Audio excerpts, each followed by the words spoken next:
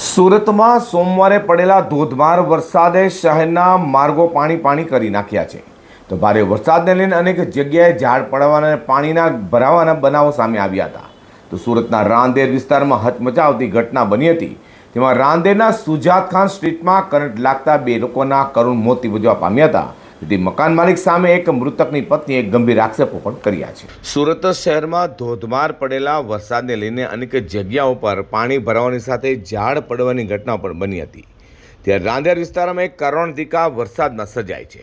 વાત એમ છે કે રાંદેરના સુજાત ખાન સ્ટ્રીટના મકાનમાં ભાડે રહેતા 2 લોકો, જેમાં સલમાન ખલીફા અને આઝમ આલમને કરંટ લાગતા મોત નિપજવા પામ્યું હતું. તો મૃતકોમાંથી એક સલમાન ખલીફાની પત્ની ચાંદની આક્ષેપ કરતાં કહ્યું હતું કે મકાનમાં ઘણા સમયથી કરંટ આવતો હોવા અંગે મકાન માલિકને અમે જાણ કરી હોવા છતાં પણ હજુ સુધી કોઈ કામગીરી ન કરતા આજે પડેલા ધોધમાર વરસાદમાં કરંટ લાગતા 2 લોકોના કરુણ મોત નિપજવા પામ્યું છે.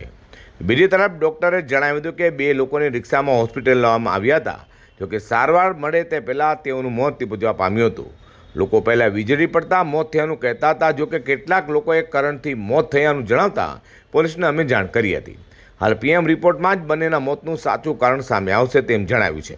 તો બીજી તરફ પોલીસે બંનેની લાશનો કબજો લે પીએમ મથે ખસેડી વધુ તપાસ હાથ ધરી છે. मेरा नाम चांदनी। अच्छा, आप कहाँ रहते हो और क्या हुआ? ये सुजात खान स्टेडियम में, वहाँ पे असल बात भाई पहले भी करंट आते थे तो मकान मालिक को हम लोग बोले कि दादरों में करंट आते हैं, फिर उन लोग ने कुछ नहीं सुने।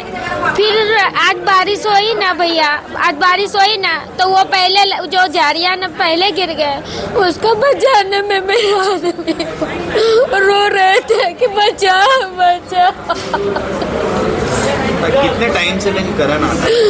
पहले भी आ रहे थे करंट, तो उसमें ने एक भाई वहाँ अंदर ही रहते हैं, उसने सब का घरों का वायर चेक करे, मकान मालिक ने ही चेक करे, वो बारूद आके चेक करे कि आखिर क्या दादरों में करंट क्यों आ रहे, तो वायर बनाए, सुधारा करे तो थोड़ा कम हो गया। आज बारिश हुए ना बहुत ज़्यादा करंट ना, वो दरवाजा सब में, वो बाड़िया में भी करंट आवे। मैं कुछ कैसे करती हूँ, घर में 2 ही औरतें, बाकी कोई भी नहीं।